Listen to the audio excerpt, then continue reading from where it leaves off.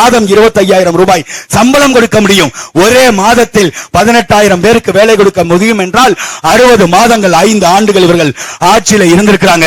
எத்தனை லட்சம் இளைஞர்களுக்கு வேலை வாய்ப்பை கொடுத்திருக்க முடியும். ஆனால் இந்த தேசம், இந்த ஆட்சியாளர்கள் வெளிநாட்டு நிறுவனங்கள், உண்டாய் நிறுவனம் வரணும், போர்டு நிறுவனம் வரணும், வின்பாஸ் நிறுவனம் வரணும், ஆப்பிள் நிறுவனம் வரணும், சாம்சங் நிறுவனம் வரணும், அவன் தான் வேலையை கொடுக்கணும்னா உங்களுக்கு முட்டைக்கு மயிர் புடுங்கிற வேலையா முதலமைச்சரே? உங்களுக்கு என்ன வேலை அமைச்சர் பெருமக்களே? உங்களுக்கு என்ன வேலை சட்டமன்ற உறுப்பினர்களே? எதற்கு நீங்கள் அதிகாரத்திற்கு போறீங்க? மாசம் 1.5 லட்சம் ரூபாய் அமைச்சருக்கு சம்பளம், சட்டமன்ற உறுப்பினருக்கு 1 லட்சம் ரூபாய் சம்பளம், முதலமைச்சருக்கு 2 லட்சம் ரூபாய் சம்பளம். அந்த சம்பளத்தை வாங்கி ஒருவேளை உணவு திங்கும் பொழுது கொஞ்சம் கூட கூசலை அங்க ஐயா உங்களுக்கு. இந்த நாட்டு மக்களுக்கு கல்வி கொடுக்கல, இந்த நாட்டு மக்களுக்கு மருத்துவம் கொடுக்கல, இந்த நாட்டு மக்களுக்கு வேலை வாய்ப்பை கொடுக்கல. சோறு திங்கும் பொழுது உறுத்தல, உங்களுக்கு உறுத்தலன்னா சோத்துல உப்பு போட்டு திங்கலன்னு அர்த்தம். அதுதான் உண்மை. சோத்துல உப்பு போட்டு தின்றிருந்தா பள்ளிக்கூடத்துல கல்வியை இலவசமா கொடுத்திருப்பீங்க. பள்ளிக்கூடத்துக்கு பக்கத்துல கஞ்சா விற்க விட்டுருக்க மாட்டீங்க. பள்ளிக்கூடத்துக்கு பக்கத்துல 11 மணி கடையை, டாஸ்மார்க் சாராய கடையை திறக்க விட்டுருக்க மாட்டீங்க. பள்ளிக்கூடத்துக்கு பக்கத்துல சமூக விரோதிகளை ஊடுருவ விட்டுருக்க மாட்டீங்க. பள்ளிக்கூடங்களை பாதுகாப்பாக வைத்திருப்பீங்க. பள்ளிக்கூடத்தின் கட்டடங்களை சிறப்பாக அமைத்திருப்பீங்க. பள்ளிக்கூடத்தினுடைய மேற்கூரை இடிந்து விடாத அளவிற்கு வேலைகளை செய்திருப்பீங்க. சோத்துல உப்பு போட்டு தின்றிருந்தா இதெல்லாம் செஞ்சிருப்பீங்க. சோத்துல உப்பு போட்டு திங்கல. சோத்துல உப்பு போட்டு தின்றிருந்தா சென்னை பெருநகரம், தமிழ்நாட்டினுடைய தலைநகரம், தலைமை அரசு மருத்துவமனையில 8 வயது குழந்தைக்கு போட வேண்டிய ஊசிய 4 மாச குழந்தைக்கு ஊசி போட்டு அந்த குழந்தை செத்து போச்சு. சுகாதாரத்துறை அமைச்சர் மா சுப்பிரமணியன் அவர்கள்ட்ட கேட்கிறாங்க, தெரியாம நடந்துருச்சு, தெரியாம அந்த ஊசிய ஸ்டாலினுக்கு ஒரு தடவை போடுங்களே, தெரியாம அந்த ஊசிய நீங்க உங்களுக்கு ஒரு தடவை போட்டுக்கங்களே, தெரியாம அந்த ஊசிய இந்த புதுசா பெரம்பூர்ல நிக்க வந்திருக்காருல விஜய், அவருக்கு ஒரு தடவை போட்டு விடுங்களேன் பாப்போம், போடுவீங்களா? அப்ப அதிகாரத்துல பணபலம் படைச்ச ஒருத்தனுக்கு ஒண்ணும், பணபலம் இல்லாத ஏழை மக்களுக்கு ஒண்ணும். ஏழை மக்களுக்கு போடுற ஊசியில விஷம் இருக்குது, பணக்காரனுக்கு போடுற ஊசியில உசுர் இருக்கு. அப்படின்னா இது என்ன மாதிரி அதிகாரம்? இவர்கள் பேசுறாங்க, பணநாயகம் ஜனநாயகத்தை வீழ்த்தி விட்டது, ஜனநாயகத்தை பணநாயகம் வீழ்த்தி விட்டது. பீகாரை பாருங்கள், பீகாரிலே பாரதிய ஜனதா கட்சி, ஐயா ஸ்டாலின் பேசினார். அவர் வாய்ஸ் வர மாட்டேங்குது, அவங்க அப்பா வாய்ஸ் தான் வருது. ஏன்னா கத்தி கத்தி பேசி பேசி அவங்க அப்பா வாய்ஸ் தான் வருது. நீங்க மேட்ச் பண்ணிக்கங்க. ஐயா ஸ்டாலின் பேசுறாரு, ஆக பீகாரை பார்த்தீர்களா? பாரதிய ஜனதா கட்சியினுடைய ஆட்சியில தேர்தலுக்கு 10 நாளைக்கு முன்பாக 10,000 ரூபாயை எல்லோருடைய வங்கி கணக்கிலும் போட்டிருக்கிறார்களே, இது ஜனநாயக படுகொலை இல்லையா? பாரதிய ஜனதா கட்சி ஜனநாயக படுகொலையை நிகழ்த்தி கொண்டிருக்கிறது இந்திய நிலப்பரப்புல. ஐயா உங்க முதுகுக்கு பின்னாடி பாருங்க ஐயா, ஐயா ஸ்டாலின் ஐயா, நீங்க 5,000 ரூபாய் போட்டிருக்கீங்க தேர்தலுக்கு அறிவிப்பு போடுறதுக்கு 10 நாளைக்கு முன்னாடி. அப்ப இதுக்கு பேர் என்ன? இதற்கு பேரும் ஜனநாயக படுகொலை தான். 5,000 ரூபாய் காசை கொடுத்த மக்களுடைய வாக்கை பறித்து வாழ்க்கைக்கு வழி சொல்லாது. 5,000 நான் கொடுத்தேன், மாஸ்டர் ஸ்ட்ரோக் கொடுத்தேன், எல்லோரும் எதிர்பார்க்காத நேரத்துல வங்கி கணக்குல 5,000 போட்டேன். இது வளர்ச்சியா? இது டெவலப்பா? திருட்டுத்தனமா ஓட்டுக்கு 500 1000 நைட் நேரத்துல கொடுத்துக்கிட்டு இருந்தவன் இன்னைக்கு நேரடியா வங்கி கணக்குல கொடுத்து இதை வளர்ச்சி என்று கட்டமைக்கலாம். இந்த 5,000 வைத்து எத்தனை நாட்கள் நாம வாழ முடியும்? இந்த 5,000 வைத்து எனக்கு பள்ளிக்கூடத்துல ஓராண்டுக்கு கல்வியை கற்றுக் கொடுத்துருவியா? இந்த 5,000 வைத்து எனக்கு கிட்னி ஆபரேஷன் பண்ணிருவியா? அதுக்கு சட்டமன்ற உறுப்பினர் வச்சிருக்காங்க, கிட்னி திருடுறதுக்குன்னு. அவங்கள கேட்டா கிட்னி திருடு இல்ல, கிட்னி முறைகேடு. குடிகாரர்கள், மது பிரியர்கள். எங்க நகையை திருடிட்டான், திருட்டு போய நகை எடை குறைபாட்டாளர். ஏங்க அவன் கொலைகாரங்க இல்லங்க, அவர் கொலைகாரன் இல்லங்க, அவர் மக்கள் தொகை குறைப்பாளர். எப்படி? கொலைகாரனுக்கு பேரு மக்கள் தொகை குறைப்பாளர், திருடனுக்கு பேரு நகை எடை குறைபாட்டாளர், கிட்னி திருடுறவனுக்கு பேரு கிட்னி முறைகேட்டாளர். இது ஒரு நாடு என்றா? கிட்னியை திருடுவ நாங்க சொன்னமே. ஓட்டு போடாதீங்க ஐயா, ஓட்டு போடாதீங்க. இவங்களுக்கு ஓட்டு போட்டீங்கன்னா 10 வருஷம் பசியில கிடக்கலாம். பிரியாணி பொட்டணத்தை 10 நாளைக்கு பசியில இருக்கவங்க கையில கொடுத்தா என்ன ஆகும்? பேப்பர் எது இலையதுன்னு தெரியாத அளவுக்கு பிச்சு தின்னுருவான் சொன்னோம், நீங்க கேட்கல, ஓட்ட போட்டீங்க. இப்ப கிட்னி வரைக்கும் வந்துட்டான். அடுத்த 5 ஆண்டுகள் கிட்னி முடிஞ்சு என்ன போவான்? அப்படியே கொஞ்சம் கொஞ்சமா மேல ஏறி இதயத்துக்கு வருவான். அப்புறம் அப்படியே கொஞ்சம் கொஞ்சமா மேல ஏறி மூளைக்கு வருவான். எல்லாத்தையும் வித்துருவான், நாட்டையே வித்துட்டு போயிருவான். இவர்கள் குடிநீர் இலவசமாக கொடுக்கிறார்களா? மருத்துவத்தை இலவசமா கொடுக்கிறாங்களா? ஐயா செந்தில் பாலாஜிக்கு உடம்பு சரியில்லை, நெஞ்சு வலி வந்துருச்சு. ஈடி அதிகாரிகள் கேட்ட கேள்வியில பேண்ட்ல ஒண்ணு கடிச்சிட்டாப்ல. ஆனா அரசு மருத்துவமனைக்கு போய் 2வது நாள் தனியார் மருத்துவமனைக்கு போறாரு. காரணம் என்ன? அரசு மருத்துவமனையில தரமான மருத்துவம் கொடுக்கல. இதை யாரு சொல்றா? முதலமைச்சர் சொல்றாரு, ஒரு அமைச்சர் சொல்றாரு. முதலமைச்சருடைய கட்டுப்பாட்டுல தான் சுகாதாரத்துறை இருக்கு. சுகாதாரத்துறைக்கு என்று ஒரு அமைச்சர் போடப்பட்டிருக்கு. அந்த சுகாதாரத்துறை அமைச்சருக்கு கீழே தான் தலைமை அரசு மருத்துவமனைகள் வருது. அந்த மருத்துவமனையில மருத்துவம் சரியில்லைன்னா இதை யார் குறை சொல்வது? யார்? ஐயா ஸ்டாலின் சொல்லலாமா? மா சுப்பிரமணியன் சொல்லலாமா, இல்ல மருத்துவர்களை சொல்லலாமா, செவிலியர்களை சொல்லலாமா? மருத்துவர் செவிலியர்களை சொல்லி பயனில்ல. இவருடைய தேர்தல் அறிக்கை 505 தேர்தல் வாக்குறுதியில மருத்துவர் செவிலியர்களுக்கு சரியான சம்பளத்தை கொடுப்போம், உரிய வேலைக்கு உரிய ஊதியத்தை கொடுப்போம்னு தேர்தல் அறிக்கையில கொடுத்தாங்க. 505 வாக்குறுதியில அதுவும் இருக்கையா? மருத்துவர்கள் போராட்டம் நடக்காம இருந்துச்சா? செவிலியர் போராட்டம் நடக்காம இருந்துச்சா? அப்ப அவன் உழைக்கிறான், மருத்துவர் செவிலியர்கள் உழைக்கிறார்கள், அவர்கள் உழைப்புக்கு ஏத்த ஊதியத்தை கொடுக்கலன்னா அவன் எப்படி வேலை செய்வான்? இங்க இவ்வளவு வணிக நிறுவனங்கள் இருக்கு, கடைகள் இருக்கு. கடையில வேலை பார்க்கிற பயலுக்கு 2 மாசம் நீங்க சம்பளம் கொடுக்கல, 3வது மாசம் அவனை மறுபடியும் நீங்க வேலைக்கு வர சொல்றீங்க. அவன் கடையில முழு மன திருப்தியோட அவன் வேலை பார்ப்பானா? வர்ற கஸ்டமர்ட்ட வாங்க சார் வாங்க சார்னு கூப்பிடுவானா? எவனாவது வந்தா எப்படி தெரியுமில்ல, வடிவேல் ஒரு படத்துல போய் தோசை சாப்பிட போவாரு, கடையில கால் மேல கால் போட்டு தூங்கிட்டு இருப்பாங்கல்ல, வந்துட்டியா வா இப்படி உட்காரு அப்படிமால கஸ்டமர்ட்ட அப்படித்தானே நடப்பான், வர்ற போறவங்கள்ட்ட அப்படித்தானே பேசுவான். அது போலதானே அரசு மருத்துவர்களும் செவிலியர்களும். அரசு மருத்துவமனையில மரியாதை இல்ல, அரசு மருத்துவமனையில செவிலியர்கள் மரியாதை குறைவா நடத்துறாங்கன்னா காரணம் இதுதான். இதை சரி செய்ய வேண்டியது அரசாங்கம், இதை சரி செய்ய வேண்டியது ஆட்சியாளர்கள். வர்ற நோயாளிகள்கிட்ட பண்பா நடந்துக்கங்கன்னு அவங்கள்ட்ட சொல்றதுக்கு முன்னாடி அவங்க கையில காசை கொடுத்து அவர்களை நிம்மதியா வாழ வைக்கணும். ஆசிரியர்கள் ஒரு பக்கம் போராட்டம் பண்றான், மாணவர்கள் போராட்டம், மீனவர் போராட்டம், எல்லா நாட்டு மக்களும் போராடுறான், மாற்றுத்திறனாளிகள் போராடுறான், தூய்மை பணியாளர்கள் போராடுறான், எல்லா போராட்டமும் நடக்குது. ஆனா வெக்கமே இல்லாம இந்த ஆட்சி சொல்லுது நாங்கள் நல்லாட்சி கொடுத்து கொண்டிருக்கிறோம், நல்லாட்சி தொடர, ஸ்டாலின் தொடரட்டும், தமிழ்நாடு வெல்லட்டும், ஸ்டாலின் தொடரட்டும், தமிழ்நாடு வெல்லட்டும்.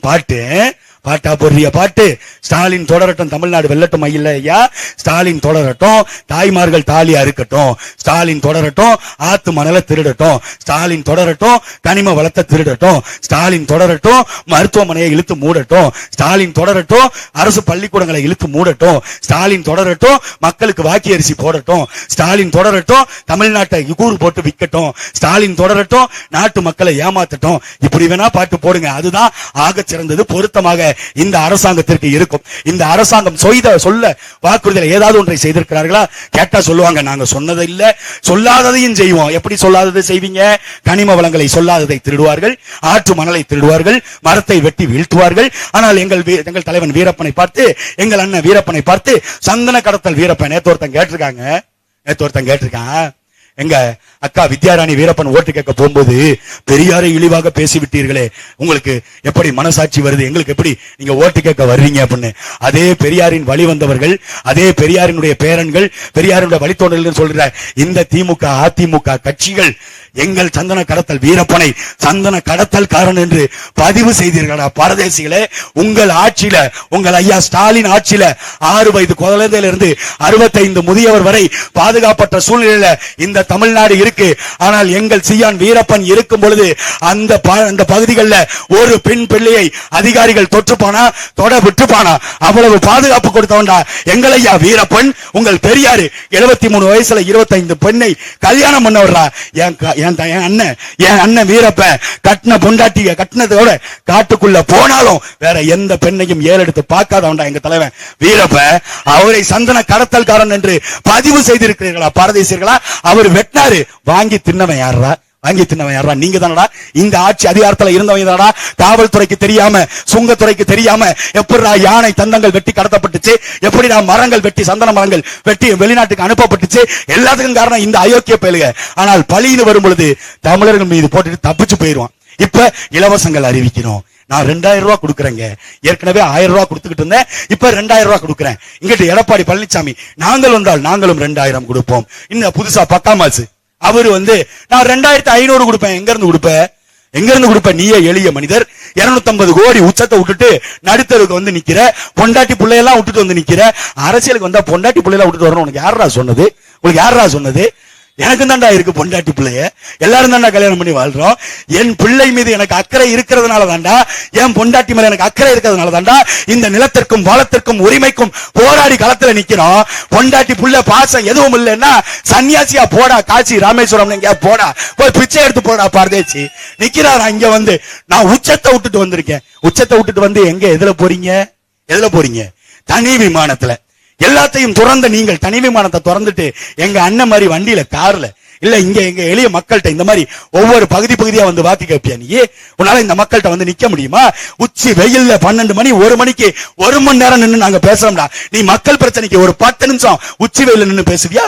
மேற்கூரை கீழே இருந்து ஒரு ஏசி, பின்னாடி ஒரு ஏசி, முன்னாடி ஒரு ஏசி, நடுவுல உங்களுக்கு பின்னாடி பாட்டு பாடுறதுக்கு எசப்பாடு பாடுறதுக்கு கேரவனுக்குள்ள 2 பேரு, அங்கவை சங்கவைன்னு 2 பேர், இங்கிட்ட அங்கிட்ட ஒருத்தர்.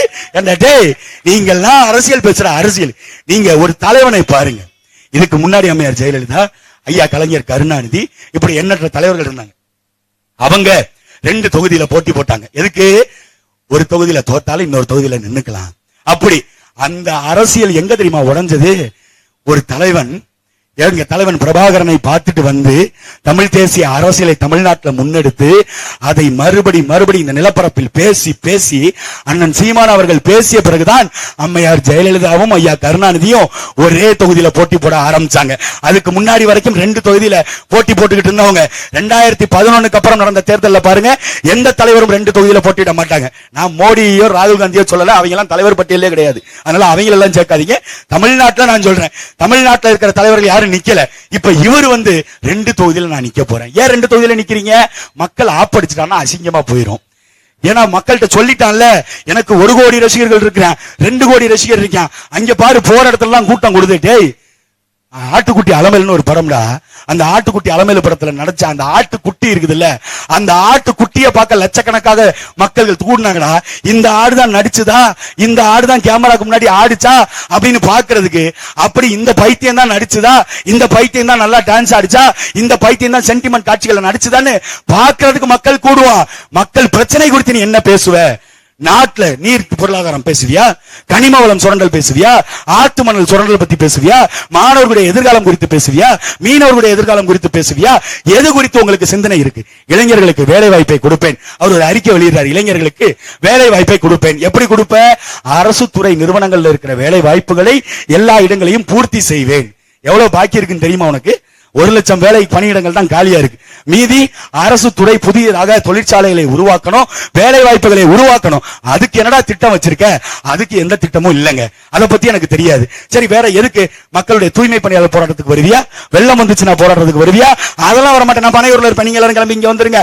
41 பேர் உன்னை நம்பி வந்து செத்து போயிட்டாண்டா. செத்தவன் குடும்பத்துல பாடி எல்லாத்தையும் தூக்கிட்டு பனையூருக்கு வா, அங்க உட்காந்து நான் ஒப்பாரி வைக்கிறேன். இது ஒரு தலைவன் சொல்ற பதிலா?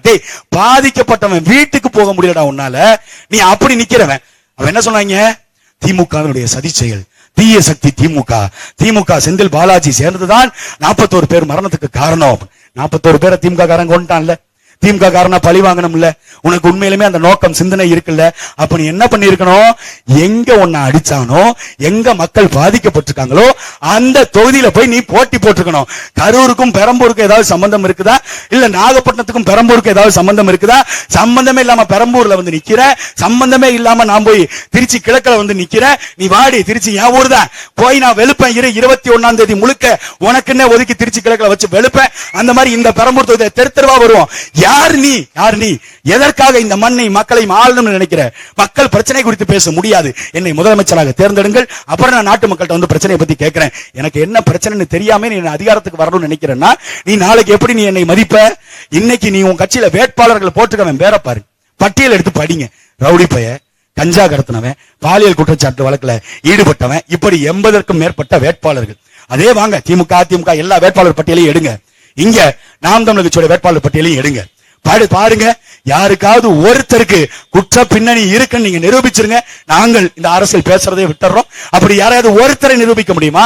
234 வேட்புமனு தாக்கல் செய்யப்பட்டு எல்லா வேட்புமனுவும் ஏற்றுக்கொள்ளப்பட்டுச்சு. காரணம் என்ன? படித்த பிள்ளைகள், பண்பாளர்கள். நாங்க களத்துல நிக்கிறோம். இவர்களை பாலி அடுத்தவர்களை ஆட்டையை போட்டு, சொத்துக்களை ஆட்டையை போட்டு ஆட்சி அதிகாரத்துக்கு வரணும்னு நினைக்கல. பல லட்சம் கோடிகளை சம்பாதித்து வச்சுட்டு அதிகாரத்துக்கு வரணும்னு நினைக்கல.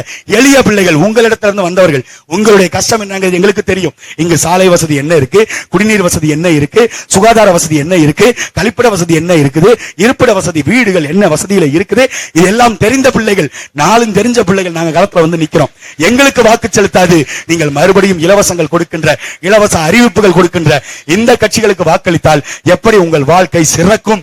8000க்கு கூப்பன் கொடுக்கிறேன், 10,000 காசு கொடுக்கிறேன், அது இல்லாம நாங்க மிக்சி கொடுக்கிறோம், ஃப்ரிட்ஜ் கொடுக்கிறோம் அப்படின்னு இலவசங்கள் கொடுக்கறாங்க. ஃப்ரிட்ஜ் கொடுங்க, கூப்பன் 8000 ரூபாய்க்கு கொடுக்குறீங்களே, அந்த கூப்பன்ல மிக்சி வாங்கிக்கங்க, கிரைண்டர் வாங்கிக்கங்க அப்படின்னு இந்த ஆட்சியாளர்கள் சொல்றாங்க. ஐயா, அதெல்லாம் வாங்கிக்கிறாங்க. அதுல வச்சு சமைக்கிறதுக்கு காய்கறி, வெண்டைக்காய், சுண்டைக்காய் இதெல்லாம் யாரும் கொப்பனா கொடுப்பா? எங்கள் விவசாயி தாண்டா கொடுக்கணும். அந்த விவசாயியை நீ வாழ வச்சிருக்கியா? அந்த விவசாயி தற்கொலை பண்ணி பாம்பு கறி தின்னு, எலிக்கறி தின்னு, மனித மலத்தை தின்னு, சிறுநீர் குடித்து இறந்து போனானே தஞ்சை டெல்டா விவசாயிகள். ஐயா ஸ்டாலின் பேசுவாரு, ஆக நாடு டெல்டா காரதா, நாடு டெல்டா தண்ணியை குடிச்சு வளர்ந்தவன் அப்படின்னு பேசுறாருல. வேணா வாங்க, இறந்து போன விவசாயி குடும்பத்தில இருந்து ஒரு சொம்பு தண்ணி வாங்கி தர்றோம், குடிங்க, அப்பயாவது ரோசம் வருதான்னு பார்ப்போம். அந்த விவசாயிகள் செத்ததுக்கு இழப்பீடாக இந்த அரசாங்கம் ஒரு 50,000 கொடுக்கல, ஒரு 50,000 விவசாயிகளுக்கு கொடுக்கிறதுக்கு மனசு வரல. ஆனா இதே அரசாங்கம் தான் கள்ளக்குறிச்சியில கண்ணக்குட்டின்னு ஒரு திமுக காரரு, திமுக ஒன்றிய செயலாளர் கள்ளச்சாராயம் காட்சி வித்தாரு. அந்த கள்ளச்சாராயத்தை குடித்து 83 பேர் மரணம் அடைந்தார்கள். அந்த 83 பேருக்கும் ஒரு ஆளுக்கு 10 லட்சம். எப்படி? உணவை விளைவித்த விவசாயி விளைவித்த பொருளுக்கு எனக்கு உரிய விலை கிடைக்கல, என்னுடைய நிலம் நஞ்சா போச்சு, விவசாயம் கொழுக்கல, நான் வாங்கிய கடனுக்கு வட்டி செலுத்த முடியல, இந்த அரசாங்கத்தை நம்பி விவசாயம் செய்த, நான் தற்கொலை பண்ணி சாகுறேன்னு கடிதம் எழுதி வச்சுட்டு செத்து போன விவசாயிக்கு காசு கொடுக்க துப்பு இல்ல, கொழுப்படுத்து போய் கள்ளச்சாராயம் குடிச்சு செத்தவனுக்கு 10 லட்சம் காசு. யாரு காசுல? நம்ம வரி பணத்துல.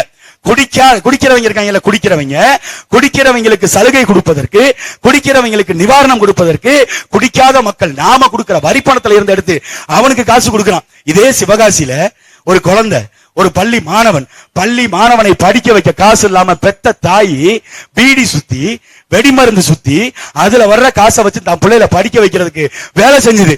வெடிமருந்து விபத்து ஏற்பட்டு அந்த அம்மா இறந்து போயிட்டாங்க. அந்த அம்மாவுக்கு அரசு கொடுக்கிற நிவாரணம் எவ்வளவு? 3 லட்சம். வாழ்க்கை வாழ்றதுக்கு வழி இல்லாம கஷ்டப்பட்டு அறவயிறு காவகயிற கழுவி குடிச்சுக்கிட்டு தான் பிள்ளைகளை படிக்க வைக்கணும்னு கஷ்டப்படுற தாய்மார்கள் செத்து போனா 3 லட்சம். கொழுப்பெடுத்து குடிச்சிட்டு செத்தா 10 லட்சம். கொழுப்பெடுத்து கூட்டத்துக்கு போனா ஒரு ஆளுக்கு 30 லட்சம். இந்த புது தளபதி அவர் அறிவிச்சிருக்காரு 30 லட்சம் அவன் கூட்டத்துக்கு வந்து செத்து போனா. இதெல்லாம் ஒரு நாடா? இப்படி இலவசங்களுக்கு கையேந்திர நிலையில நம்மளை விட்டுட்டு நல்லாட்சி கொடுத்தவர்கள் எப்படி பேசுறாங்க? இங்க பாரதிய ஜனதா கட்சி எங்களுக்கு நிதி ஒதுக்கல, நீங்க நாடகம் ஆடுற இந்த பெருமக்கள் 2021 நீங்கள் ஆட்சிக்கு வரும்பொழுது என்ன சொன்னீங்க?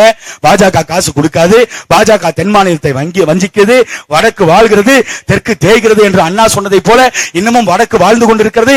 எங்களுடைய வரி பணத்தை எல்லாம் எடுத்துக்கொண்டு போய் மத்திய அரசாங்கம் வைத்துக் கொண்டு மாநில அரசுக்கு உரிய பங்கீடு கொடுக்கல, நிதி சுமையை கொடுக்கிறார்கள். எல்லாம் பேசுறீங்களே ஐயா, எல்லாம் பேசுறீங்களே. அவன் கொடுக்கல எடுத்து சண்டை போடுறதுக்கு தானே பாராளுமன்ற உறுப்பினர்கள், 39 பாராளுமன்ற உறுப்பினர்கள் பாராளுமன்றத்தில் போய் உட்கார்ந்து எதை பேசி வாங்கினார்கள் இந்த 4 ஆண்டுகள்ல? இல்ல இப்ப 2024 அப்புறம் இந்த 2 ஆண்டுகள் உங்களுடைய ஆட்சி, இங்க மத்தியில பாரதிய ஜனதா கட்சி ஆட்சி, பாராளுமன்ற உறுப்பினர்கள் இந்த 2 ஆண்டுகள்ல 39 பேர் என்னத்த பேசி கிழிச்சாங்க அங்க? அவர்களுக்கு எதுக்கு சம்பளம்? அப்ப நாட்டு மக்களை ஏமாத்துறதுக்கு பாஜக உள்ள வந்துரும்.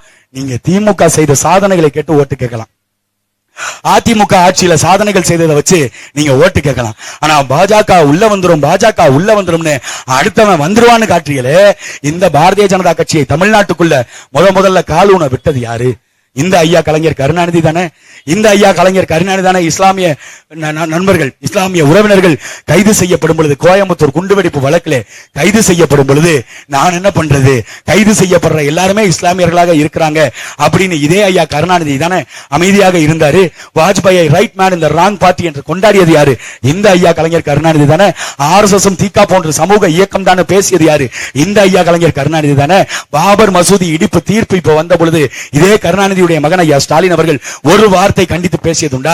ஆனால் தமிழ்நாட்டில் இந்திய நிலப்பரப்பில் 2 அரசியல் கட்சி தலைவர்கள் தான் பேசினார்கள். ஒன்னு அசாவுதீன் ஓவைசி, இன்னொன்னு எங்கள் அண்ணன் சீமான். எங்கள் அண்ணன் சீமான் தான் சொன்னாரு, பாபர் மசூதி இடிப்பு வழக்கில் வந்திருப்பது வெறும் தீர்ப்பு தானே ஒழிய இந்த மக்களுக்கான நீதி இல்லை, அந்த இடத்தில் பாபர் மசூதியை கட்டுவதுதான் அந்த மக்களுக்கான நீதி என்று பேசிய ஒரே தலைவன் எங்க அண்ணன் சீமான் மட்டும்தான். எங்களை பார்த்து பாஜகவின் பி டீம் இவர்கள் சொல்றது, பாஜகவின் பி டீம். பாஜகவை நாங்க நேருக்கு நேர் முட்டுக்கு முட்டு எதிர்முட்டு முற்றோம். நாங்கள் சொல்றோம், நாம் தமிழர் பிள்ளைகள், பிரபாகரனுடைய பிள்ளைகள், அண்ணன் சீமானுடைய தம்பிகள், அண்ணன் சீமான் இருக்கின்றவரை, நாம் தமிழர் கட்சி தமிழ்நாட்டில் இருக்கின்றவரை பாரதிய ஜனதா கட்சி என்ற கட்சி தமிழ்நாட்டில் காணூன்ற விடமாட்டோம். நாங்கள் சொல்லுவோம். ஐயா ஸ்டாலின் சொல்லுவாரா? ஏன் சொல்ல மாட்டேங்கிறாரு? பயம்.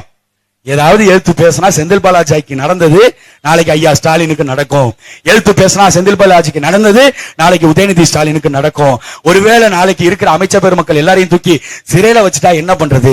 KN நேரு மீது குற்றச்சாட்டு, ஐயா அன்பில் மகேஷ் பொய்யாமொழி மீது குற்றச்சாட்டு, பெரியசாமி மீது குற்றச்சாட்டு, பொன்முடி மீது குற்றச்சாட்டு, துரைமுருகன் மீது குற்றச்சாட்டு, இப்படி எல்லா அமைச்சர்கள் மீதும் குற்றச்சாட்டுகள். அப்ப லஞ்சத்தை, லாவண்யத்தை இவர்கள் அரசியல் தொழிலாக மாற்றி இருக்கிறாங்க.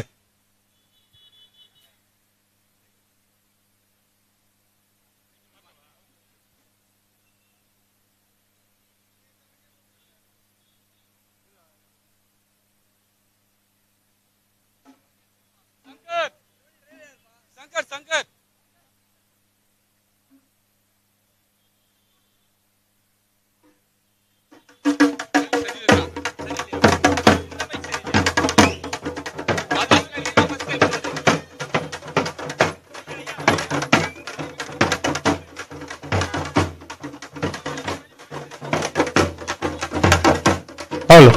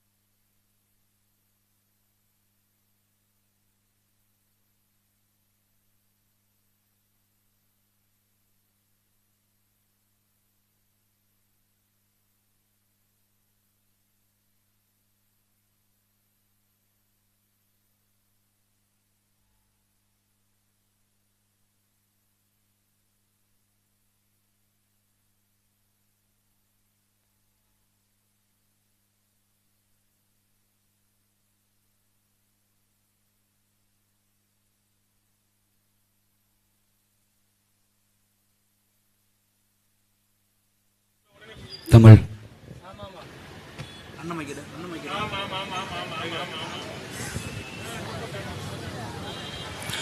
அப்ப இவர்களுக்கு வாக்களித்தால் எப்படி இவர்கள் அடுத்த தலைமுறை பிள்ளைகள் குறித்து சிந்திப்பார்கள் என்பதை நீங்கள் நல்லாக சிந்தித்து வாக்களியுங்கள். என்ன இலவசங்கள் கொடுத்தாலும் வாங்கிக் கொள்ளுங்கள். நாட்டு மக்களுக்கு ஒரு நோய் இருக்கிறது, இலவசங்கள் கொடுத்தால் போதும், நம்மளுடைய வரிப்பணம் தானே, நம்ம காசு தானே நமக்கு கொடுக்கறாங்க அப்படின்னு மக்கள் எல்லோரும் பேசுறீங்க. உங்களிடத்துல நாங்கள் ஒரு கேள்வியை வைக்கிறோம், நம்ம காசு தானே, அது எப்படி இந்த ஆட்சியாளர்கள் கைக்கு போச்சு? நம்ம காசு தானே, அதற்கு எப்படி இவர்களுடைய பேர்ல நலத்திட்ட உதவிகளாக திரும்பி வருது? இந்த அரசு நலத்திட்ட உதவிகள் கொடுக்கும் அளவிற்கு மேம்பட்ட அரசாங்கங்களாக இது இருக்கிறதா? இந்த அரசு ஏற்கனவே 10.25 லட்சம் கோடி கடனை வாங்கி வைத்திருக்கிறது. 10.25 லட்சம் கோடி கடனை வாங்கி வைத்திருக்கிற ஒரு அரசாங்கம் எப்படி மக்களுக்கு நலத்திட்ட உதவிகளை செய்ய முடியும்? இன்னும் இவர்கள் சொல்லுகின்ற 8000 கூப்பன், 10,000 கூப்பன், 10,000 ரூபாய்க்கு காசு, ஃப்ரிட்ஜ், இதையெல்லாம் கொடுக்கின்ற இவர்கள் இதை எங்கிருந்து வாங்குவார்கள்? ஏற்கனவே 10.25 லட்சம் கோடி கடனை, அடுத்து இன்னொரு 10.25 லட்சம் கோடி கடனை வாங்கி வைத்து விட்டு சென்று வருவார்கள். நான் ஒண்ணு கேட்கிறேன், நீங்க நல்லா யோசிச்சு பாருங்க. ஒரு ஜமீன்தார் ஒரு கிராமத்துல இருக்கிறார். அந்த ஜமீன்தார் அந்த நில சுவாந்தரா இருக்காரு. அவர் அந்த ஊர் மக்களுக்கு இலவசங்களை வாரி வாரி இறக்கிறாரு. அவருக்கு அதிகமா உற்பத்தி வருது, அதிகமா வருமானம் வருது, அவர் ஜமீன்தாரா இருக்காரு, பல லட்சம் கோடிக்கு சொத்து இருக்கு, அதனால அவர் மக்களுக்கு எடுத்து கொடுக்கிறாரு. அந்த ஜமீன்தார் கொடுக்கிறாரு அப்படின்னா அன்னைக்கு ஆட்சி முறையில அப்படி இருந்துச்சு. ஆனால் இன்னைக்கு அதே ஜமீன்தார் தான் சொந்தமா வருமானம் வர்றதுக்கு வழி இல்ல, எந்த உற்பத்தியும் பெருக்கத்துக்கும் வழி இல்ல, எந்த இதுவும் இல்ல, சொத்து பத்து எதுவுமே இல்ல, நிலம் இல்ல, ஆனாலும் கடன் வாங்கி இலவசங்கள் கொடுக்கிறார் என்றால் அந்த மக்களுக்கு எத்தனை காலம் அந்த ஜமீன்தாரால் கொடுக்க முடியும்? ஒருவேளை அது ஜமீன்தாராக இருந்தால் அந்த ஜமீன் ஆட்சி கவிழுமா கவிழாதா? அந்த ஜமீன்தாருக்கு மக்கள் செருப்படி கொடுப்பாங்களா மாட்டாங்களா? அடுத்து ஒரு பிரச்சனை வரும்போது அந்த ஜமீன்தார்ட்ட போய் நிற்கும் பொழுது நானே கடன்காரனா இருக்கிறேன், நான் எப்படி உனக்கு கொடுப்பேன்னு சொல்லுவாரா மாட்டாரா? அதுபோலதான் தமிழ்நாடு அரசாங்கம் இன்னைக்கு மாறிக்கிட்டு இருக்கு. அது ஜமீன்தார் ஆட்சி முறை, இது மக்களாட்சி. மக்களாட்சியில 12 கோடி மக்களை அடகு வைத்து 10.25 லட்சம் கோடி கடனை உலக வங்கிட்ட வாங்கி வச்சிருக்காங்க. இந்த கடன் எவ்வளவு நாளைக்கு இவர்கள் வட்டி கட்டுவார்களோ அவ்வளவு நாள் ஒன்றிய அரசாங்கமும் அவ்வளவு நாள் அந்த உலக வங்கியும் அமைதியாக இருக்கும். கடனை திருப்பி கட்ட முடியாது. இலவசங்களை மேற்கொண்டு சேர்த்து மேற்கொண்டு கடனை பெற்று வைத்தால் எப்படி இந்த நாட்டு மக்களுக்கு நலத்திட்ட உதவிகளை செய்ய முடியும்? 3 லட்சம் கோடி தமிழ்நாட்டுடைய பட்ஜெட். ஆனால் 1.5 லட்சம் கோடிக்கு இவர்கள் வட்டியை கட்டினால் மீதி 1.5 லட்சம் கோடியை வைத்து பள்ளிக்கூடத்தை எப்படி சீரமைப்பார்கள்? மருத்துவமனை எப்படி சீரமைப்பார்கள்? தரமான சாலையை எப்படி போடுவார்கள்? நாட்டு மக்களுக்கு குடிநீரை எப்படி கொடுப்பார்கள்? இங்க இருக்கிற இளைஞர்களுக்கு வேலை வாய்ப்பை எப்படி கொடுப்பார்கள்? விவசாயிகளுக்கு நலத்திட்ட உதவிகளை எப்படி செய்வார்கள்? மின்சாரத்தை எல்லா நாடுகளுக்கும் எல்லா கிராமங்களுக்கும் கொண்டு போய் எப்படி சேர்ப்பார்கள்? பேருந்து வசதியை எப்படி இவர்கள் சரி செய்ய முடியும்? ஏற்கனவே போக்குவரத்து துறை 1 லட்சம் கோடி நஷ்டம், மின்சாரத்துறை 1 லட்சம் கோடி நஷ்டம். இப்படி நஷ்டத்தில் ஓடுகின்ற இந்த அரசாங்கத்திற்கு, இந்த ஆட்சியாளர்களுக்கு, நிர்வாக திறனற்ற இவர்களுக்கு நீங்கள் வாக்களிக்க போகிறீர்களா? இல்லை இதற்கெல்லாம் மாற்று வைத்திருக்கின்ற பொருளாதாரத்தை எப்படி மேம்படுத்த வேண்டும் என்று கனவுகளை வைத்திருக்கின்ற நாம் தமிழர் கட்சி பிள்ளைகள் எங்களுக்கு நீங்கள் வாக்கு செலுத்த போறீங்களாங்கிறத நீங்கள் சிந்தித்து பாருங்க. நாம பிள்ளைகளை பெத்துட்டோம், வளர்க்கறதுக்கு பாடுபடுறோம். அதிகப்படியான செலவுகள் பள்ளி கல்விக்கும் மருத்துவத்துக்கும் தான் இங்க செலவாகுது. நாம சம்பாதிக்கிறதுல 75 விழுக்காடு பள்ளிக்கும் மருத்துவத்துக்கும் தான் நாம செலவு பண்றோம். இதை இலவசங்களாக கொடுக்க வேண்டிய அரசாங்கங்கள் கல்வி மாணவர்களுக்கு கொடுக்க வேண்டிய கல்வியை வியாபாரமாக மாற்றிவிட்டால் அதற்கு இங்க இருந்து மக்கள் வாக்கு செலுத்துவீங்கன்னா இதை எப்படி எடுத்துக்கிறது? அடிப்படை தேவை அதுதானே. மக்களுக்கு குடிநீர், கல்வி, மருத்துவம், தரமான சாலை, இது 4ஐயும் இலவசமாக கொடுக்க வேண்டிய ஆட்சியாளர்கள் மற்றதை இலவசமாக தருகிறேன் என்கிறார்கள். மருத்துவத்தையும் கல்வியும் காசு கொடுத்து வாங்கிக்கங்க.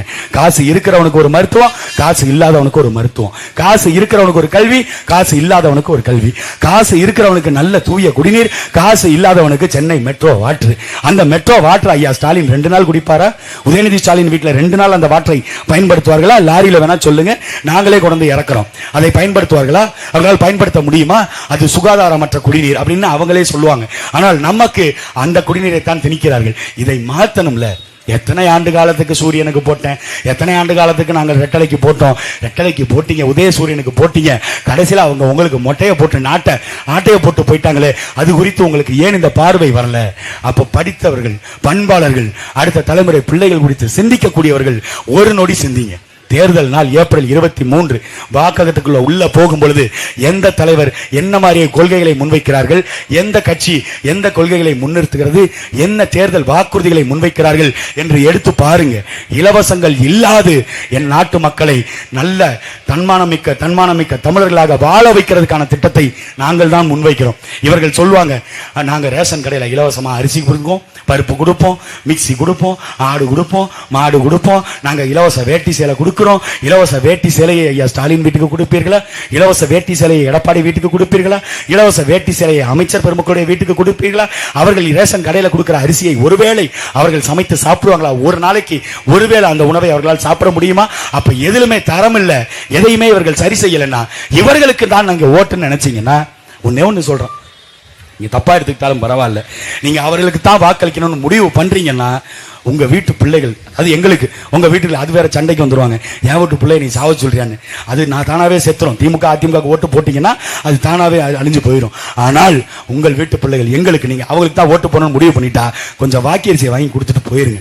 நாங்களும் செத்துட்டு போயிடுறோம், இந்த நாடு எப்படியோ போகட்டும், நாசமா போகட்டும், எங்களுக்கு அதை பற்றி கவலை இல்லை அப்படின்னு நாங்களும் விட்டுட்டு போயிடுவோம். எத்தனை ஆண்டு காலம் 60 ஆண்டுகள் அவன் உங்களை ஏமாத்தி ஏமாத்தி ஏமாத்தி வந்தா அதை செய்யறோம், இதை செய்யறோம், அதை செய்யறோம், இதை செய்யறோம் சொல்லி ஏமாத்தலாம். ஒரு தடவை ஏமாறலாம், 2 தடவை ஏமாறலாம். 60 ஆண்டுகளமாக மாற்றத்தை நம்பி ஏமாந்து நிற்கின்ற மக்கள் கடைசி வாய்ப்பாக ஏற்கலப்பை ஏந்திய விவசாய சின்னத்தை ஏந்தி உங்கள் பிள்ளைகள் நாங்க வந்திருக்கிறோம். எங்களுக்கு உங்கள் மதிப்புமிக்க வாக்குகளை ஏப்ரல் 23ஆம் தேதி வாக்ககத்திற்கு காலையில போகும் பொழுது திமுக காரன் சொல்ற மாதிரியோ அதிமுக காரங்க சொல்ற மாதிரியோ குவாட்டரை போட்டு போவாதீங்க.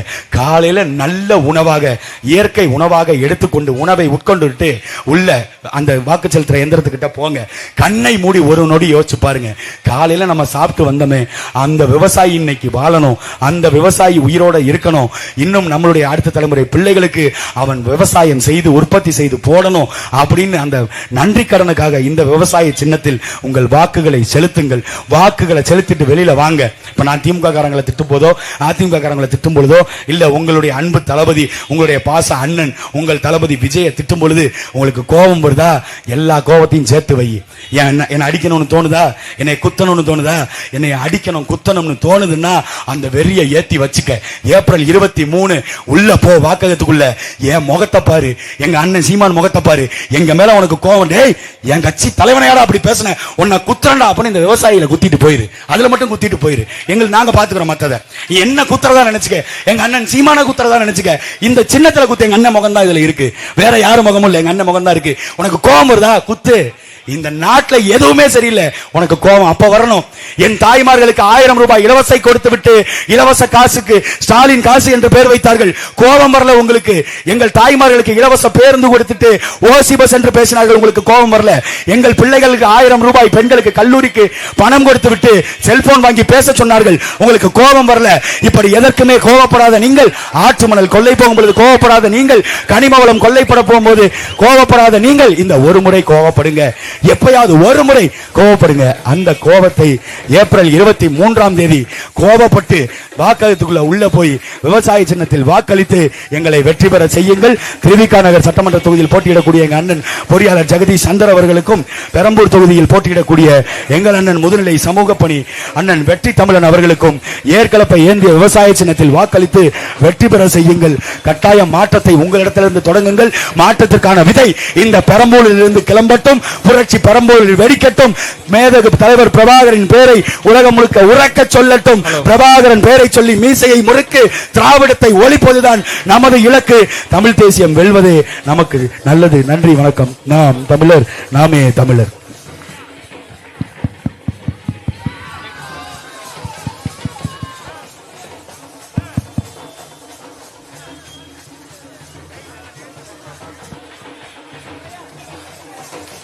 தமிழ் தேசிய இனத்தின் ஒற்றை நம்பிக்கை அண்ணன் செந்தமிழன் சீமான் அவர்கள் உங்களோடு.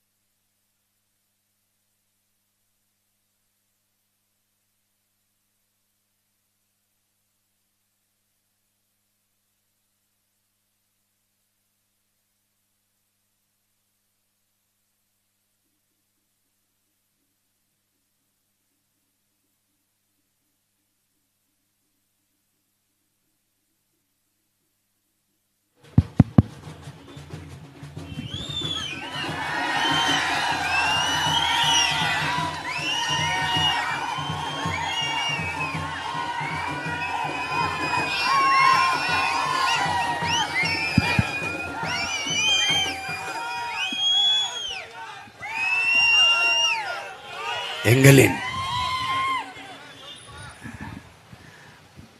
உயிரோடும் உணர்வோடும் கலந்து வாழுகின்ற அன்பு சொந்தங்கள் அனைவருக்கும் வணக்கம்.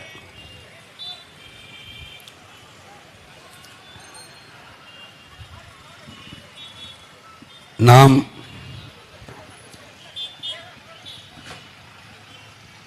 ஒரு உயர்ந்த நோக்கத்தை சுமந்து கொண்டு இந்த மண்ணில் ஒரு மாற்றத்திற்கான மகத்தான அரசியல் புரட்சியை முன்னெடுத்து வருகிறோம்.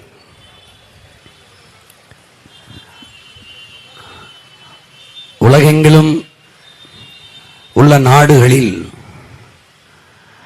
எப்படி ஆட்சி, நிர்வாக முறை, எப்படி கல்வி, மருத்துவம், மின் உற்பத்தி, விநியோகம், போக்குவரத்து, வேலை வாய்ப்பு, மக்களின் பாதுகாப்பு, இதெல்லாம் எப்படி கட்டமைக்கப்படுகிறது என்பதை நாம் கவனிக்கிறோம். சின்ன சின்ன நாடுகள் ஒரு சில வளங்களை மட்டும் வைத்துக்கொண்டு எப்படி தண்ணீரை அடைந்து நிறைவாக வாழ்கிறது, வளர்கிறது, தன் நாட்டு மக்களுக்கு எப்படி கல்வியை கொடுக்கிறது, மருத்துவத்தை கொடுக்கிறது, குடிநீரை கொடுக்கிறது, மின்சாரத்தை கொடுக்கிறது என்பதையெல்லாம் பார்க்கிறோம்.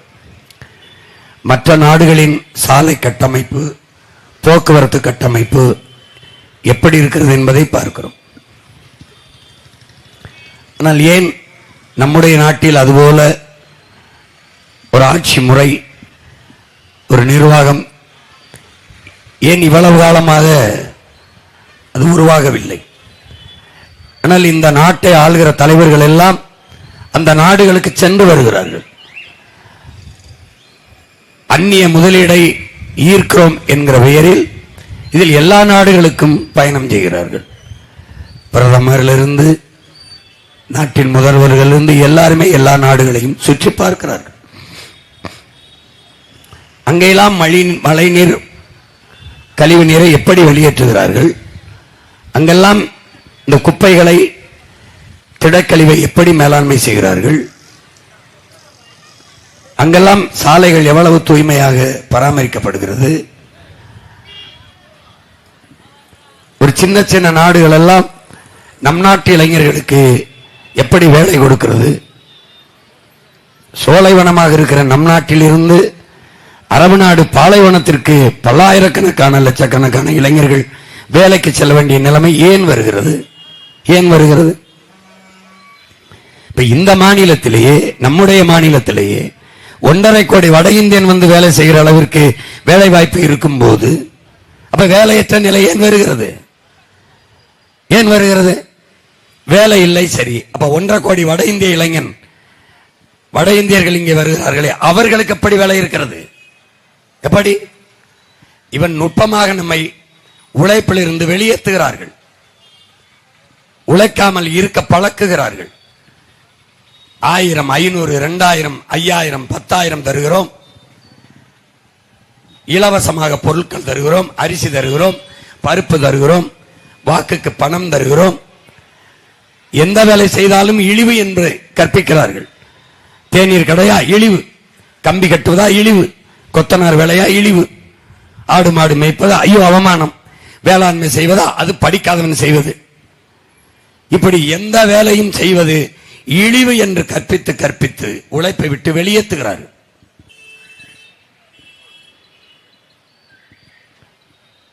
எந்த வேலையும் செய்யலாம், இழிவல்ல. எந்த வேலையும் செய்யாமல் இருப்பதுதான் இழிவு என்று நமது மக்களுக்கு கற்பிக்க தவறிவிட்டார்கள்.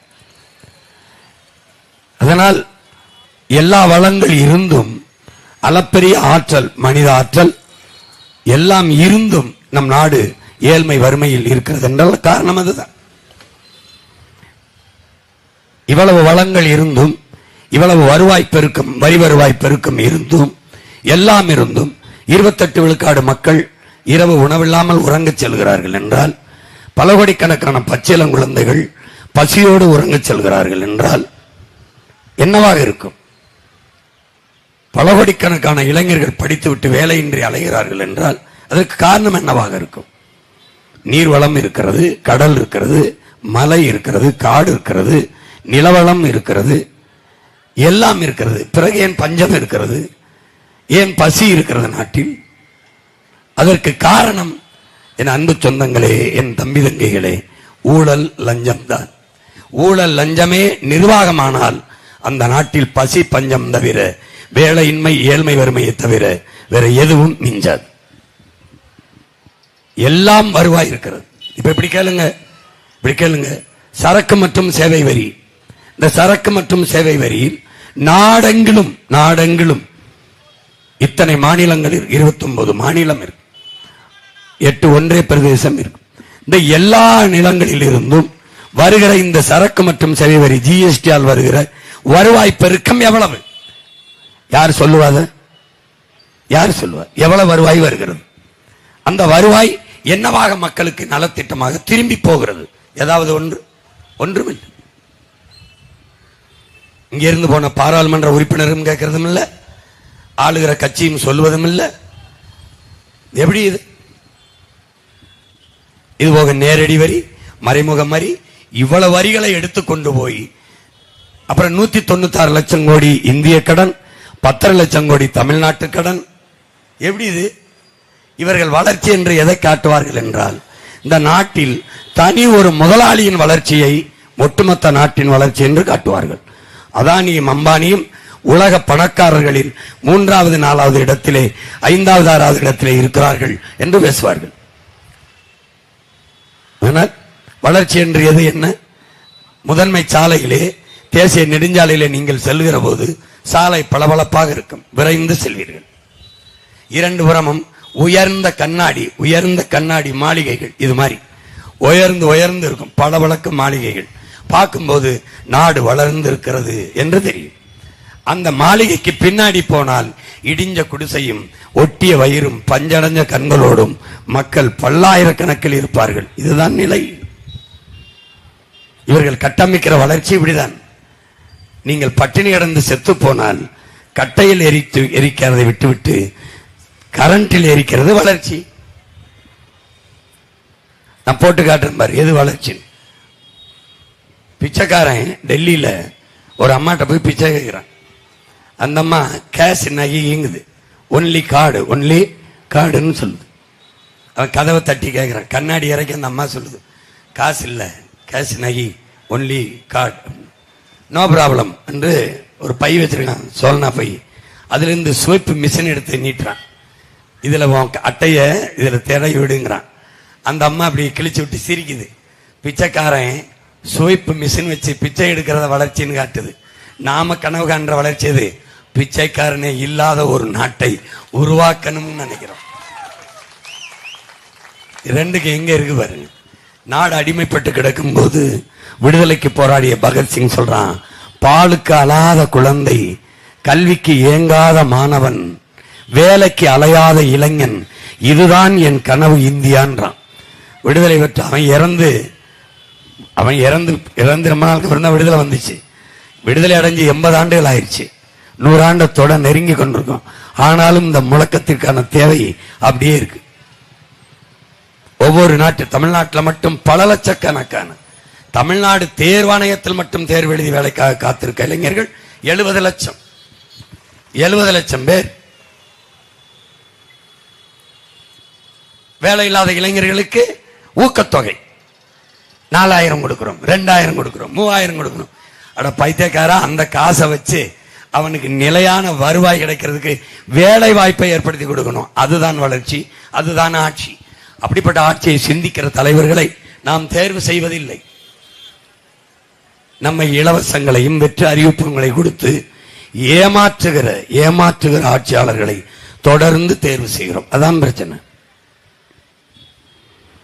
அதுதான் இங்க இருக்கிற சிக்கல். ஒரு நாட்டை எப்படி கட்டமைக்க வேண்டும்? இப்ப நம்ம இந்த நாட்டை எப்படி கட்டமைக்கிறது? சிறந்த நாடா? கல்வியிலிருந்து தான் ஆரம்பிக்கணும். கல்வியில் இருந்தால் சமூக ஒழுக்கம், சமூக மேம்பாடு எல்லாம் கட்டமைக்கப்பட வேண்டியது கல்வியிலிருந்து தான். ஆனால் இங்கே கல்வி மிகப்பெரிய வியாபார பொருளாக, லாபம் குவிக்கும் சந்தையாக மாறிவிட்டதால் பெரும் பொருள் செலவு என் நாட்டு மக்களுக்கு, பெற்ற பிள்ளைகளுக்கு கல்வியை கொடுப்பது பெரிய சுமையாக இருக்கிறது. அடுத்தது மருத்துவத்திற்கு செலவு செய்வது பெரிய சுமையாக இருக்கிறது. பல லட்சக்கணக்கான கட்டணங்கள். உடல்நிலை சரியில்லை என்றால் தனியார் மருத்துவங்கள் அதிக லாபம் குவிக்கிற ஒரு தொழிற்சாலையாக மாறிவிட்டதால் சேவை என்பது செத்து போய் விடுகிறது. அதனால பெரிய பொருள் செலவு. இங்க எது சேவை? கல்வி. தன் நாட்டு பிள்ளைகளுக்கு கல்வியை கொடுப்பது, அறிவை கொடுப்பது சேவை. தன் நாட்டு மக்களுக்கு நல்ல மருத்துவத்தை கொடுப்பது சேவை.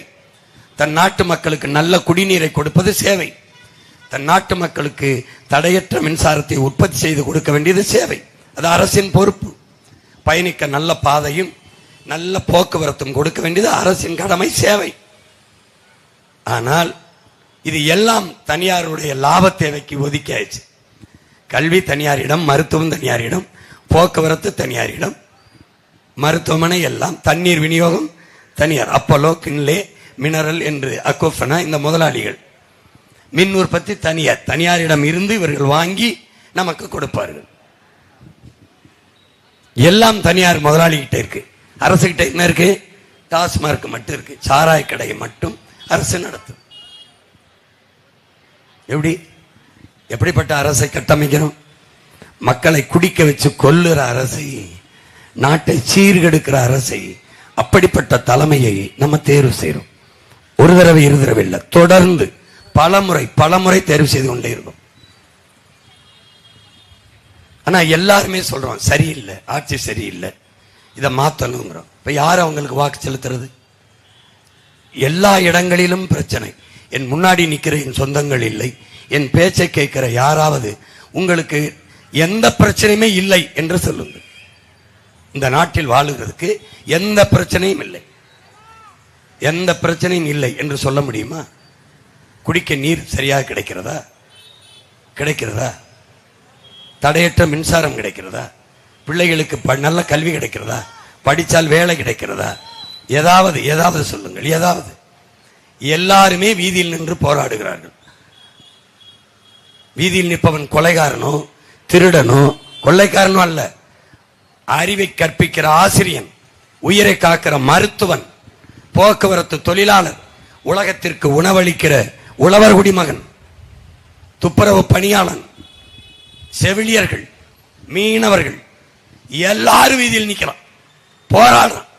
இந்த பிரச்சனைகளை எப்படி பாருங்க, இவ்வளவு பிரச்சனைகளை தந்தவர்கள் திரும்ப திரும்ப ஆட்சிக்கு வர முடியுது எப்படி? எல்லாருமே போராடும் போது கோவப்படுறாங்க, ஆட்சிக்கு எதிராக கத்துறாங்க, முழக்கமிடுறாங்க, ஆனால் திருப்பி அதே கட்சி ஆட்சிக்கு வருது. அது எப்படி?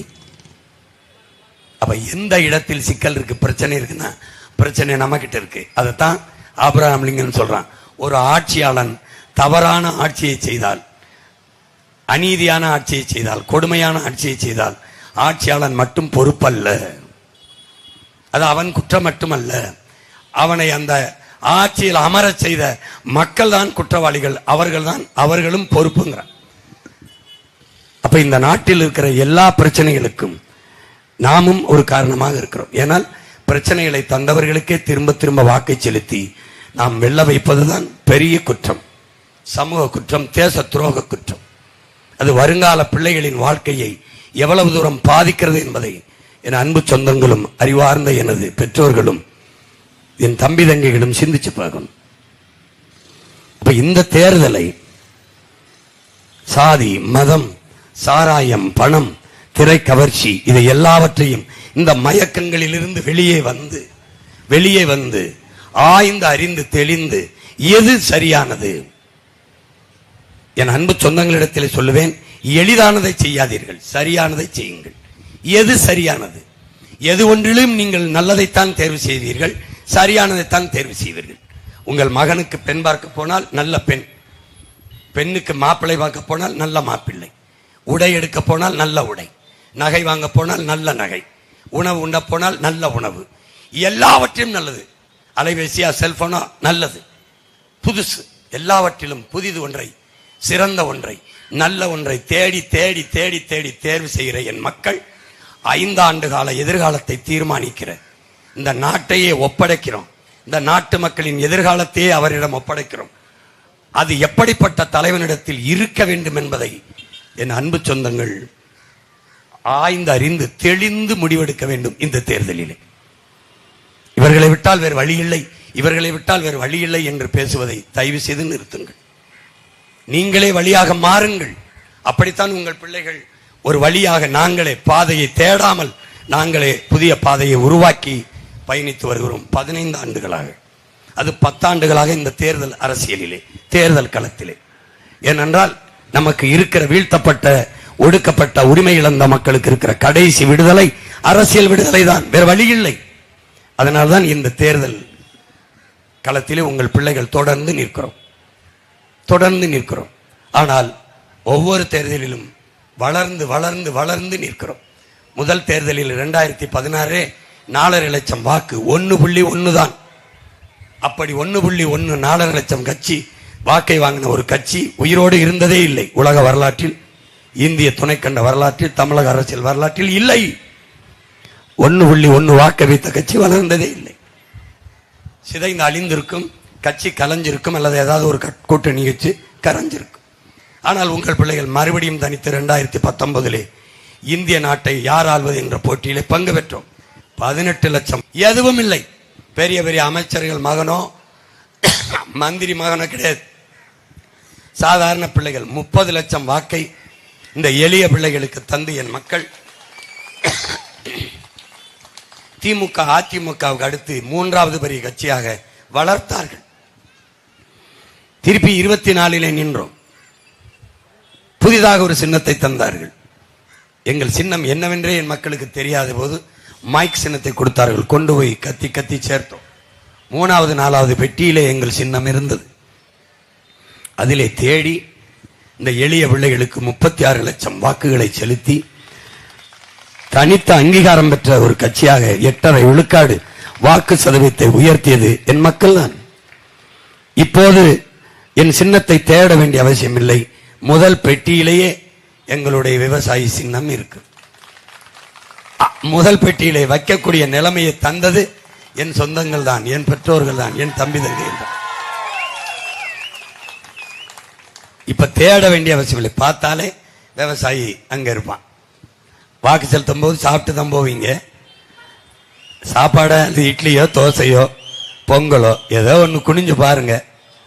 இந்த தட்டுக்கு இந்த பொங்கல் எப்படி வந்துச்சு, இட்லி தோசை எப்படி வந்துச்சு, தந்தவன் யாருன்னு யோசிங்க.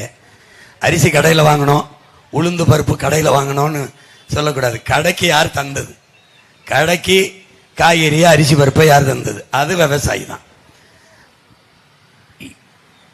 எதுக்கு தலை குனிஞ்சு சாப்பிடுறோம்? உணவை தந்தவனுக்கு நன்றி செலுத்தத்தான். ஒரு தடவை பாருங்க, உப்பிட்டவரை உள்ளளவும் நினைங்கிறான். இப்போ உணவிட்டவனை உயிரா நினைக்க ஒரு தடவை நினைங்க. அவனுக்கு நன்றின்னுங்கிற எண்ணத்தை கொண்டுகிட்டு வாக்குச்சாவடிக்கு வாக்ககத்துக்கு போங்க. உங்கள் நன்றி அந்த எண்ணத்தில் உள்ளவன் முதல் பெட்டியில எங்கள் சின்னமா இருப்பான், விவசாயியா இருப்பான். அப்படியே பாருங்க. வாக்கை செலுத்த போகும்போது என்னுடைய பெற்றோர்கள், என் உடன் பிறந்தவர்கள், உங்கள் பிள்ளைகளை பேரன் பேத்திகளை பார்த்து விட்டு செல்லுங்கள். முகத்தை எந்த சின்னத்துக்கு வாக்கு செலுத்தினால் நம் பிள்ளைகளுக்கு தரமான கல்வி, நல்ல மருத்துவம், நல்ல குடிநீர், படித்த கல்விக்கேற்ற வேலை, பெண் பிள்ளைகள் பத்திரமாக வெளியில் சென்று வீட்டுக்கு திரும்புகிற பாதுகாப்பு, எந்த சின்னத்துக்கு போட்டால் ஓட்டு போடுவதற்கு முன்னாடி கண்ணை மூடி உங்க பேர பிள்ளைகள், உங்கள் பிள்ளைகள் முகத்தை ஒரு தடவை நினைவுபடுத்தி பாருங்க. அப்புறம் உதயசூரியனுக்கு போட்டா தான் நல்லா இருக்குன்னா அங்க போடுங்க, ரெட்டலைக்கு போட்டா தான் நல்லா இருக்குன்னா அங்க போடுங்க. இல்ல விவசாயிக்கு போட்டா தான் நாடும் மக்களும் நன்றாக இருக்க முடியும் என்று தோன்றினால் விவசாயி சின்னத்திற்கு போடுங்க.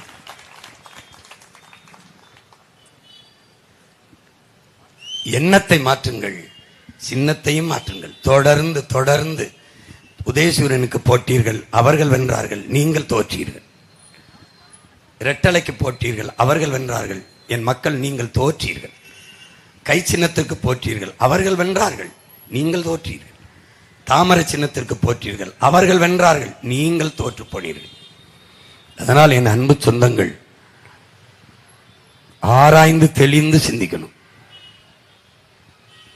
எந்த வாக்கு நம் மொழியை, நம் இனத்தை, நம் மண்ணை, நம் மக்களை, நலத்தை, காட்டை, மேட்டை, நீரை காக்கும் என்பதை யோசித்து பார்த்து மதிப்புமிக்க வாக்கை செலுத்துங்கள்.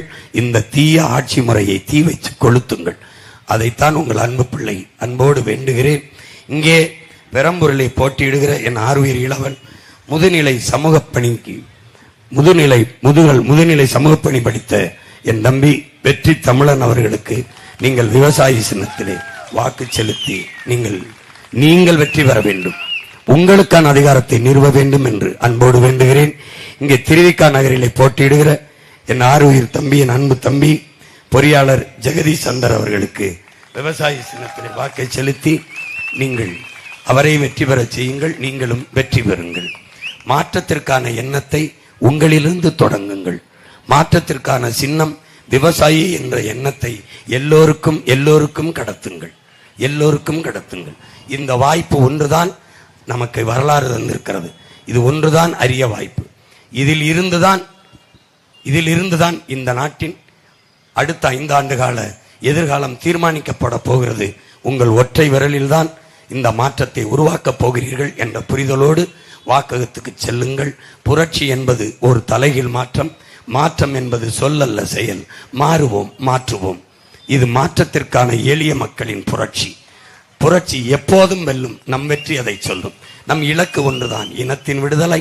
இனம் ஒன்றாவோம், இலக்கை வென்றாவோம். தமிழ் தாய் வாழ்க, தலைவர் பிரபாகரன் வாழ்க. என் தம்பி வெற்றி தமிழனும் என் தம்பி ஜெகதீஷ சந்தரும் வெல்க. வணக்கம். நாம் தமிழ்.